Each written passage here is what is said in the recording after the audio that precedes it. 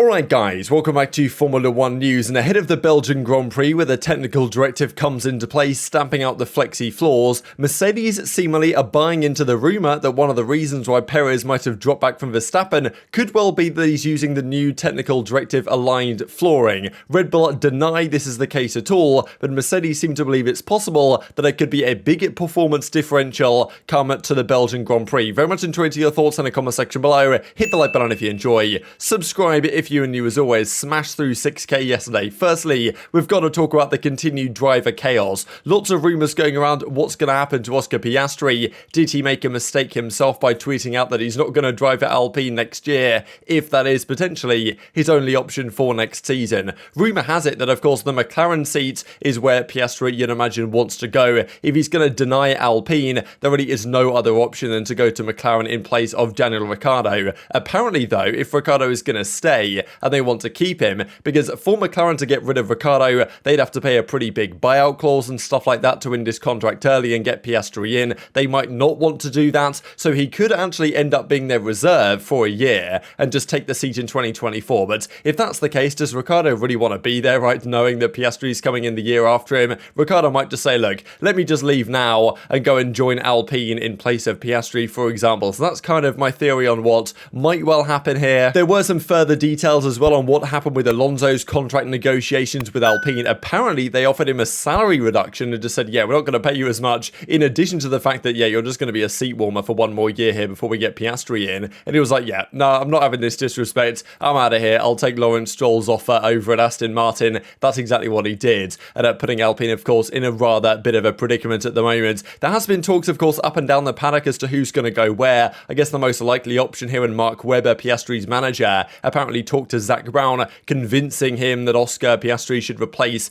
Danny Ric at the London E-Prix a few weeks ago, and apparently Ricciardo could return to Alpine. That might be the most likely possibility. So yes, Piastri to McLaren, Ricciardo going the other way, De Vries or Sargent to Williams in place of the Latifi. A couple of other things as well. Apparently AlphaTauri aren't so happy with Tsunoda, maybe understandably so after these last few races, so he might get replaced as well, but who knows how many drivers there really are in that upcoming Red Bull Academy that could actually take his place. I know Iwasa, of course, another Japanese driver, has been making waves over the last couple of weeks as well in the Formula 2 side. And then Mick Schumacher at Haas has been a question mark as well, whether they even want to keep him. But it'd be a surprise to me if Mick Schumacher was going to go from that seat. So yeah, those are the kind of current rumours that are going on. Wanted to mention this as well real quick from Charles Leclerc, as an interesting article that he did with the BBC, where he talks about a lot of the issues that he's had so far this season. And this I thought was particularly interesting just because Ferrari publicly, and especially Mattia Binotto, has been rather clear that, like, yeah, nothing needs to change internally. We're managing things perfectly well. The strategic issues aren't really a big deal. We were challenging for basically every single race, so yeah, nothing really to complain about.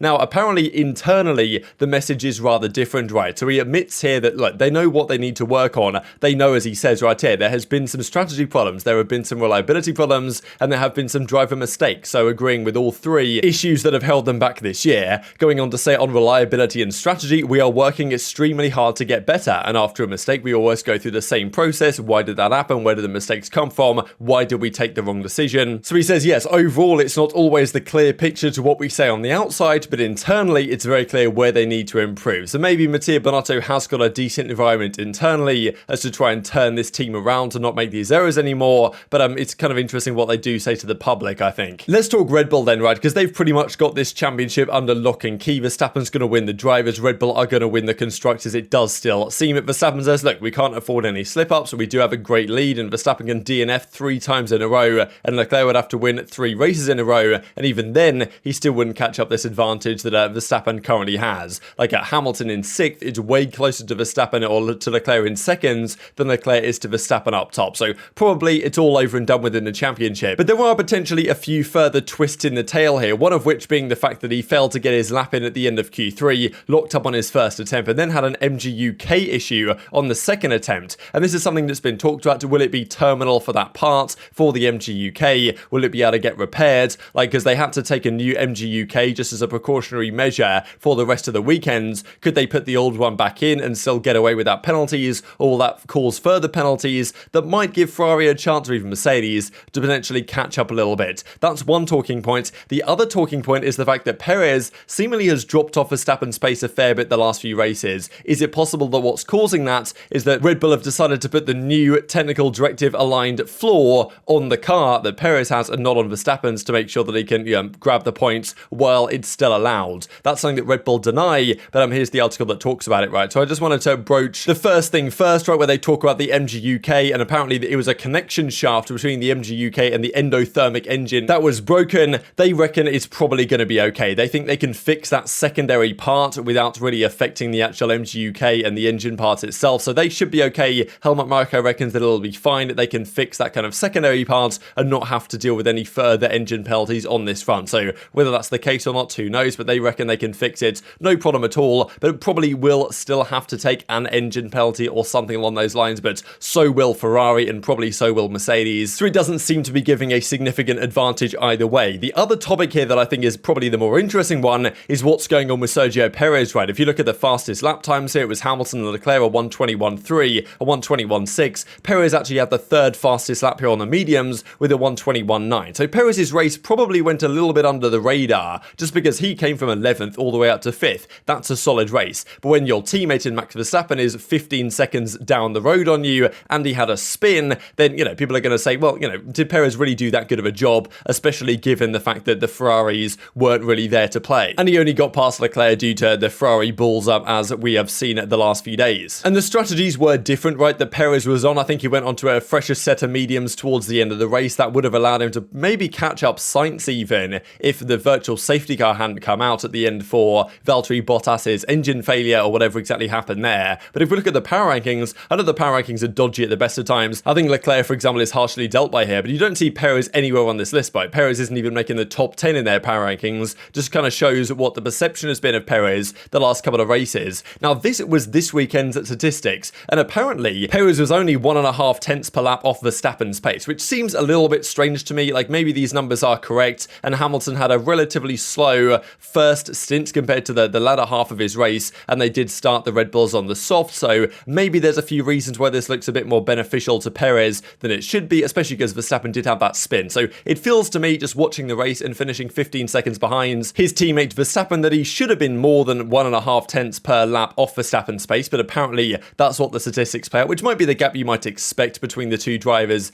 anyway, based on their caliber. But the previous race in France was a very different story, right? I mean, it was a similar story in terms of the eye test, but the numbers definitely showed that Verstappen, it was about 5 tenths a lap faster, half a second a lap faster than Perez was going for pretty much the entire race. That seemed rather strange, especially because it wasn't many races ago where Perez was winning in Monaco and consistently challenging right to the top in Spain, and even more recently than that. So it was a strange coincidence that, between Silverstone, Austria, and then going into France, that Perez's pace seemed to drop so far off his teammate, right? And the rumour has had it that is it possible that, the Red Bull are already trying this new evolved floor, which is allowed under the new technical directive from Belgium on Perez's car. They reckon that that's what they've been trying to do. Now, Red Bull, of course, disagree. They say we are aware that the last few races have been difficult for us, that being Perez speaking. We've made a lot of changes to the car, important to understand everything, so in the summer break we can come back stronger, said the Mexican driver. According to Mercedes, and this is rather interesting just because I mentioned this briefly the other day as kind of like an unsubstantiated rumour that was being thrown around, but apparently Mercedes kind of believe this could be the case, especially looking at the French race pace. It does seem like something was a little bit off there compared to what Verstappen was doing, compared to what Perez was doing, compared to what you might usually expect. But apparently Mercedes reckon these difficulties could stem from the use of its RB18 on the evolved and already adapted technical directive floor that will come into effect in Belgium and could cost up to 3 tenths of a second. That's what George Russell and others have said in interviews, that it would cost Mercedes if they were using this flexi floor,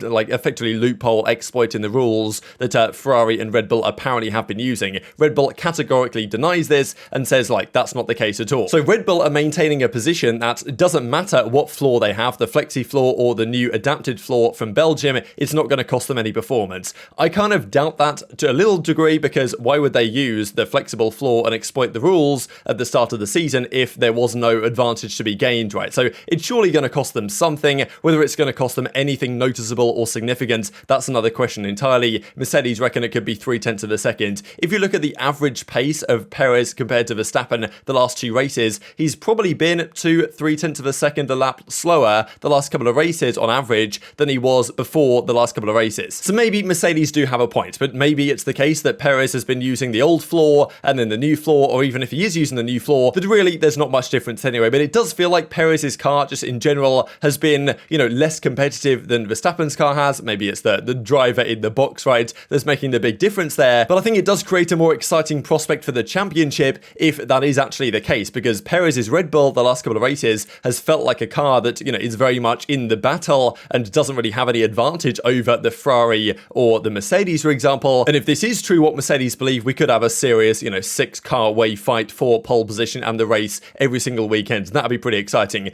Red Bull say that, look, that's not the case at all. We don't buy any of this BS, but look, their advantage is so great in the championship that it probably doesn't matter regardless. They say, look, we've made adjustments to the car. They've generally favored Verstappen's driving style, which is just, what Red Bull tend to do, and for understandable reasons. And that's why Perez is struggling, but Mercedes have an inkling that there might be something else going on there. So I suppose we shall see, but realistically, it shouldn't matter for Red Bull anyway, because even if their car is 0.3 seconds a lap slower, they're not going to lose this championship, right? It'd be a massive overhaul that Ferrari would have to win this. We can see the last, 14 years in a row, the team that's, had the championship lead after the Hungarian Grand Prix goes on to win the Constructors' Championship, and it doesn't feel like things are going to be any different this time around. But very much intrigued to your thoughts on all this in the comment section below. Hit the like button if you enjoyed, subscribe if you're new as always, take care of yourselves, and I'll see you next time.